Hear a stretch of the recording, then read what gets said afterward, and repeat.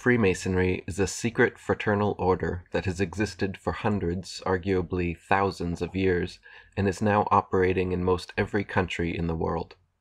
Masonry promotes itself as a philanthropic club for men of morals, and they perpetuate this image through members of the first three blue degrees. 97% of all Masons fall into this category, and they are often upstanding citizens, pillars of the community who truly are charitable and benevolent. However, the higher degrees, the inner circle of world Freemasonry, use the society's worldwide influence to advance their control. Acharya S. wrote, "Although the Brotherhood of Masonry appears to be relatively new, it is in reality the oldest continuous network on the planet, dating back many thousands of years, beginning when stones were first dressed. Masonry today has a generally sinister reputation because the people suspect that this powerful brotherhood has been manipulating and exploiting them. However, the average Mason has never been in the know and is therefore merely a member of a social club. Nevertheless, the higher-ups have indeed had their hand in creation on this planet on a large scale for a long time. The Masons are there, perpetually hidden behind the scenes, leaving clues to their existence as a brotherhood, some of which are evident yet still not seen. For example, the biblical Nimrod, the king who built the Tower of Babel, is considered the first Mason." Jim Marrs wrote, "The ongoing connective tissue between the modern and ancient secret societies has been Freemasonry, which existed as a formidable force long before certain lodges became Illuminized. During the late Middle Ages, when any opposition to the Holy Roman Universal Catholic Church was forced deep underground, among the only organized groups able to move freely throughout Europe were the guilds of stonemasons, who maintained meeting halls, or lodges, in every major city. The Masons, who traced their own secret knowledge of architecture and building back to Egypt and beyond, were essential in the construction of Europe's churches and cathedrals. They were the direct descendants of early guilds of Masons which existed both in Egypt and Greece, and utilized esoteric construction techniques in their craft. These techniques had been passed down through the sects and mystery schools, and some continue to confound modern builders.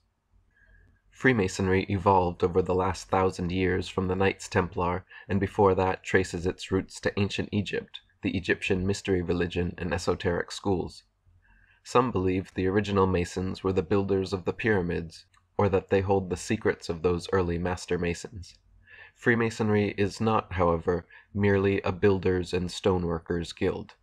Right from the first degree, initiates take blood oaths, perform occult rituals, and begin learning about a number of arcane subjects, delving deeper as they rise in degrees. Some of the subjects studied and practiced include astrology, consciousness, magic, tarot, Kabbalah, the Tree of Life, sacred geometry, divination, scrying, theosophy, numerology, symbology, alchemy, hermeticism, the chakra system, auras, energy bodies, astral projection, out-of-body experiences, kundalini, geomancy, Masonic occult history and philosophy, metaphysics, epistemology, secret handshakes, and secret gestures. Masons rise in degrees through a process of rituals and initiations. They read books like Machiavelli's The Prince and Albert Pike's Morals and Dogma, then write essays detailing whether they agree philosophically with people like Pike, Hegel, Machiavelli, and others. These essays are then sent to the headquarters of International Freemasonry and reviewed by top-level Masons. If the initiate agrees that the few should control the many, and that secret society rule is virtuous, etc., then he is congratulated and promoted through higher degrees. If the initiate disagrees that the few should control the many, and holds a genuinely moral position, then he is congratulated and promoted within his existing branch, never to rise above the blue degrees. Every Mason will disagree with this, however, because most Blue Lodge Masons genuinely do not know, and high-ranking Masons are sworn to secrecy. Commander of the Supreme Council of the 33rd Degree and Supreme Pontiff of Universal Freemasonry, Albert Pike, wrote in his Morals and Dogma, "The blue degrees are but the outer court or portico of the temple. Parts of the symbols are displayed there to the initiate, but he is intentionally misled by false interpretations. It is not intended that he shall understand them, but it is intended that he shall imagine that he understands them. Their true implication is reserved for the adepts, the princes of Masonry. 33rd degree Masonic historian Manly P. Hall wrote, "Freemasonry is a fraternity within a fraternity, an outer organization concealing an inner brotherhood of the elect. It is necessary to establish the existence of these two separate yet interdependent orders, the one visible and the other invisible. The visible society is a splendid camaraderie of free and accepted men enjoined to devote themselves to ethical, educational, fraternal, patriotic, and humanitarian concerns. The invisible society is a secret and most august fraternity whose members are dedicated to the service of a mysterious arcanum arcandrum, a sacred secret. Those brethren who have essayed to write the history of their craft have not included in their disquisitions, a formal discourse or treatise, the story of that truly secret inner society, which is to the body Freemasonic what the heart is to the body human. In each generation only a few are accepted into the inner sanctuary of the work. The great initiate philosophers of Freemasonry are masters of that secret doctrine which forms the invisible foundation of every great theological and rational institution. The process from a 1st to 33rd degree Freemason may take 10, 20, 30, or more years, but is not based on time. The way initiates rise degrees is through invitation by members of a higher degree. This is the nature of all secret societies. The only way to get ahead is by appeasing those ahead of you. It is through this bootlicking pyramid structure that the few bloodline elite at the top control the many at the bottom. Then, by issuing lords, knights, and vassals of various degrees along the way to do their bidding, the royals essentially control all facets of this worldwide brotherhood." Manly P. Hall wrote, "The initiated brother realizes that his so-called symbols and rituals are merely blinds fabricated by the wise to perpetuate ideas incomprehensible to the average individual. He also realizes that few Masons of today know or appreciate the mystic meaning concealed within these rituals." Jim Marrs wrote, "The invitation only 33rd degree is the highest publicly known degree. The vast majority of members look upon their affiliation with Freemasonry as little different from joining the Lions Club, the Optimists, or the Chamber of Commerce. And from their standpoint, this is true. Even Masonic literature makes clear that only those initiates who progress beyond 33rd degree status are educated in the group's true goals and secrets. This hierarchy is readily admitted by Masonic authors. There has always existed an external, elementary, popular doctrine which has served for the institution of the masses who are insufficiently prepared for deeper teaching," wrote Mason Wilmshurst. "There has been an interior, advanced doctrine, a more secret knowledge, which has been reserved for riper minds, and into which only proficient and properly prepared candidates who voluntarily sought to participate in it were initiated." The highest known formal degree of Masonry is the 33rd degree. This title has been held by many world leaders and important names in modern history.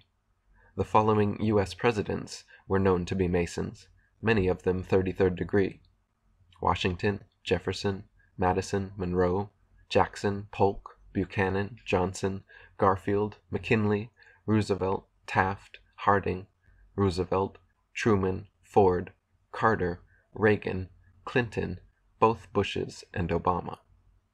All the following people were also Masons, most of them 33rd degree: Buzz Aldrin, John Glenn, Yasser Arafat, Tony Blair, John Wilkes Booth, James Cameron, Winston Churchill, Walt Disney, Bob Dole, Frederick Engel, Newt Gingrich, Mikhail Gorbachev, Al Gore, Billy Graham, Richard Holbrooke, J. Edgar Hoover, Colonel Mandell House, Saddam Hussein, Burl Ives, Jesse James, Jesse Jackson, Henry Kissinger, Vladimir Lenin, Robert McNamara, Karl Marx, Lord Alfred Milner, Benjamin Netanyahu, Albert Pike, Prince Philip, Colin Powell, Cecil Rhodes, James Rothschild, Charles Taze Russell, Joseph Stalin, Strom Thurmond, Leon Trotsky, Paul Warburg, H.G. Wells, and thousands more.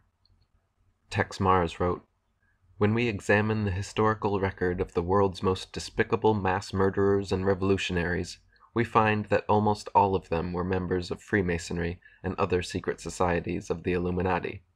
Robespierre was a Freemason, Weishaupt was a Freemason, Napoleon was a Freemason, Lenin was a Freemason, Stalin was a Freemason, Truman and Roosevelt were Freemasons, Ariel Sharon is a Freemason, Bill Clinton is a Freemason, Fidel Castro is a Freemason." Traditional history insists that the Revolutionary War was fought over the British monarchy's unjust taxation of America. While this is true on one level, it is also true that the leaders of the American Revolution, the signers of the Constitution and Declaration of Independence, were all descendants of British aristocratic bloodlines, and most of them Freemasons. Manly P. Hall wrote, "Not only were many of the founders of the United States government Masons, but they received aid from a secret and august body existing in Europe which helped them to establish this country for a peculiar and particular purpose known only to the initiated few." David Obeson wrote, "The very struggle for independence seems to have been directed by the Masonic Brotherhood, and some historians insist had even been started by them." Graham Hancock wrote, "Freemasonry was the driving force behind the ideals and tenets of the American Revolution. What is less well known is the fact that there was a very close connection between the French and American Masonic lodges at that time. In those days, Freemasonry in America was regulated by United Grand Lodge in England, which appointed provincial Grand Masters in various regions of the North American continent. Before the Revolutionary War, the New World of the Americas lacked unity and autonomous identity. For almost 300 years, there was no military, constitution, or federal government. Then, within 2 short years, the snap of a historical finger, America had Continental Marines, Continental Congress, and the Articles of the Confederation. With the Declaration of Independence, the British colonialists, or Americans, officially separated from the British nationalists. Freemason and bloodline General George Washington became first President of the now United States of America, and royal rule of America switched from overt to covert. Royal and secret society rule had not changed, only the perception of governance changed, while the same DNA stayed in office. Instead of peasants well aware of their plight, knowing the monarchs and emperors oppressing them, we became peasants who actually believed we were born into a free and open system." Jim Mars wrote, "Freemasonry, the oldest and most powerful secret society in the history of the world, had planted firm roots in early-day America and even played a significant role in the American Revolution. It played an even greater role in the subsequent French Revolution, which initially was greeted with great joy and approval in the United States. The number of Masonic lodges grew and membership increased. By 1826, it was estimated that Masons in the United States numbered nearly 50,000, mostly educated and professional men. But in that year, one Mason broke ranks. It became known that a Captain William Morgan of Batavia, New York, was planning to publish a book revealing the secret symbols, handshakes, oaths, and purposes of the Freemasons. Morgan, a 30-year member of the order, wrote, "The bane of our civil institutions is to be found in Masonry, already powerful and daily becoming more so. I owe my country an exposure of its dangers." Before the book could be printed, Morgan and his publisher were kidnapped in Batavia. Irate friends and neighbors pursued the kidnappers and managed to rescue the publisher, but Morgan was not so fortunate. He was never seen again. Years later, a Mason named Henry L. Valance confided to his doctor as he lay dying that he and 2 other Masons had dropped Morgan into the Niagara River. Valance said since that night he had suffered from a guilty conscience, the mark of Cain, and sought absolution for his sin. If you listen to Hollywood's Masonic adventure movie National Treasure, then 6 of the founding fathers were Freemasons. If you read various Masonic websites, they tend to admit 9 to 13 were Masons, but the truth is that the majority of the founding fathers were high-ranking Masons. David Icke wrote, "Of the 56 signatories of the American Declaration of Independence, at least 50 were known to be Freemasons, and only 1 known not to be."